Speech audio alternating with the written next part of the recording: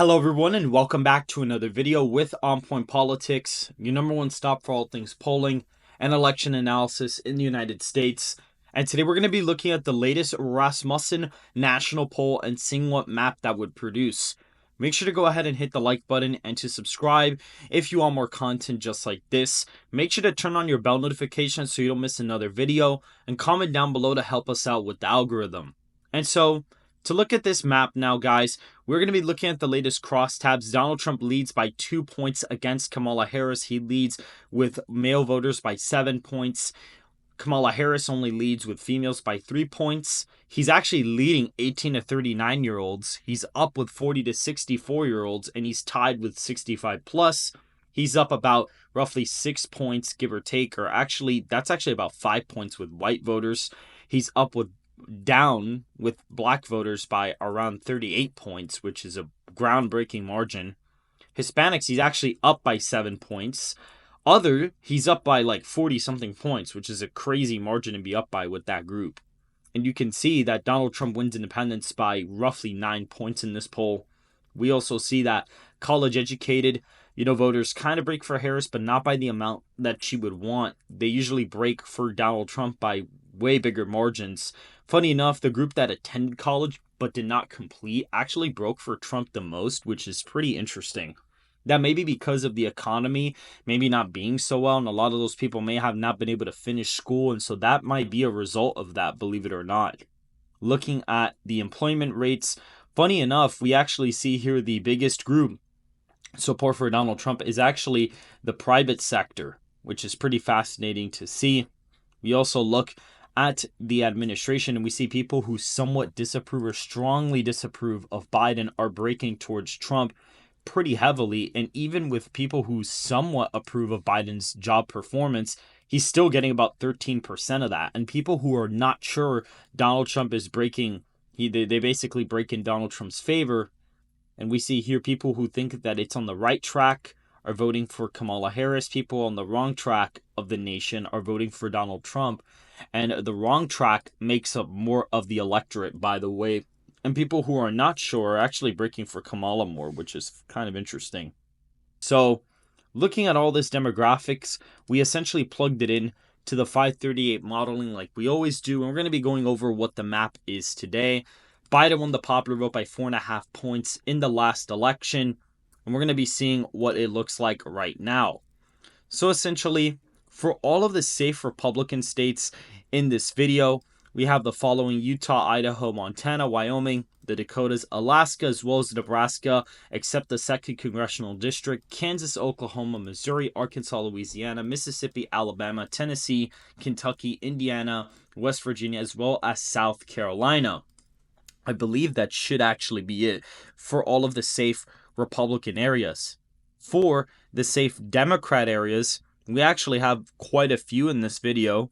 We can go ahead and fill out the states of California, Hawaii, as well as DC, Maryland, Massachusetts, Vermont, Rhode Island, and the state of New York in the safe Democrat column. Let me actually go ahead and double check Hawaii. Yep, it is actually about a 19-point win for Kamala Harris, but those are all of the safe states in this video. Clearly, Kamala Harris is performing worse than Joe Biden was 4 years ago, where we had roughly about 181 safe electoral college votes.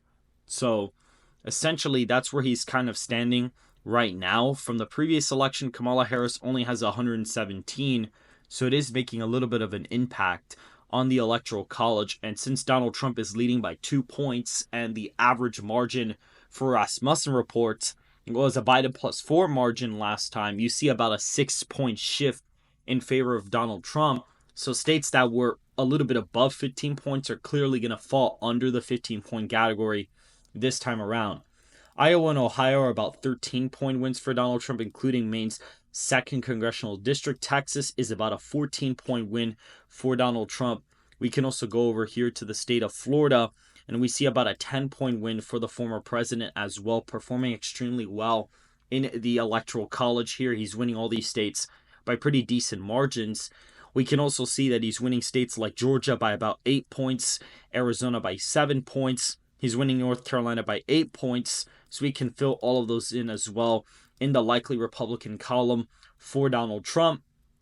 Looking at the likely Democrat states, we can fill in Oregon and Washington in this column, 13.5-point victories and 11-point victories respectively in both of these states. Colorado is only around a 7-point win for Harris in this video, as well as Illinois probably being in the higher double digits. It's probably going to be like 10 or 9. We'll go ahead and double check. It's actually exactly 10 points, I guess correctly. Maine is actually still likely Democrat in this video. Donald Trump actually doesn't hold up as well with non-college educated voters in this national poll from Rasmussen for whatever reason. And so that's why states like Maine are still going to be likely Democrat. Connecticut, New Jersey, and Delaware are in the likely Democrat column as well. And New Hampshire is actually going to be in the lean Democrat column. You will see right here, it's about a 3-point victory for Kamala Harris. Virginia is actually, roughly give or take, just about a 3-point victory for Harris, which is a little bit higher than what we have it at right now. The state of New Mexico is actually just about a point victory, a 1.5-point win for Kamala Harris, because Donald Trump is improving with Hispanics massively in the country. New Mexico has the highest Hispanic population, so that's definitely going to be a sleeper flip coming pretty soon. It may be a sleeper flip, or it may be closer than expected. Nevada is literally just under a 5-point win. It's barely under the 5-point margin. I believe if we find it over here, it's a 4.9 percentage point victory. It basically almost rounds out to a 5-point victory. Wisconsin and Pennsylvania get Donald Trump over the finish line with 297, and he's winning both of these by about 4 points each. Looking at the state of Michigan, he's currently up by 2.5 points, and he's up in Nebraska second by about 2 points or so. And Minnesota is about a 2-point victory for Harris in this video. So clearly, Donald Trump is outperforming the last election. He's doing far better, performing better in places like Virginia, Minnesota, Maine at large, New Hampshire, New Mexico, as well as a lot of states like Iowa, Ohio, Texas, Florida, North Carolina, and all the swing states that went to Biden. And Donald Trump essentially flips all the swing states back, and basically also picks up Nevada as well. Usually in presidential elections, people like to kind of pick and choose what states go which way and whatnot, but usually it doesn't really end up being like that, because the non-college educated vote for whites is such a high proportion of the demographic that even a 1-point shift with that group basically moves all the states from one direction to another. And so people who have like Michigan, North Carolina, and Georgia going blue, but not Wisconsin, Pennsylvania, Arizona, or Nevada, it's just kind of silly. And Rasmussen's been one of the more accurate national pollsters for quite some time now. So this is a good sign for Donald Trump. If you guys did enjoy this video, make sure to hit the like button to subscribe if you guys want more content just like this. And we will see you guys in the next video. Remember to check out my collab with Rasmussen Reports very soon. And before you guys go, make sure to go ahead to go to betonline.com. We have this site here which sponsors this video. You can bet on the presidential election. It seems like Donald Trump has actually caught up in the odds now, by the way. So they are now roughly tied in the odds here. If we actually go to the state bettings, I want to see where everything is at. We can go to Arizona. Right now, see, Kamala Harris is not even the favorite in the state. If we go to Georgia, now she isn't even the favorite in Georgia anymore. If we go to the state of Maine, he's caught up slightly in Michigan. He's also caught up quite a bit. Minnesota, the same thing.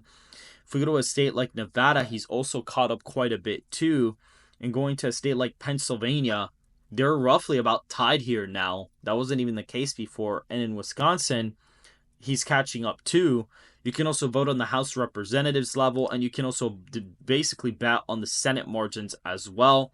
Make sure to go check that out in the description down below. And I will see you guys very soon.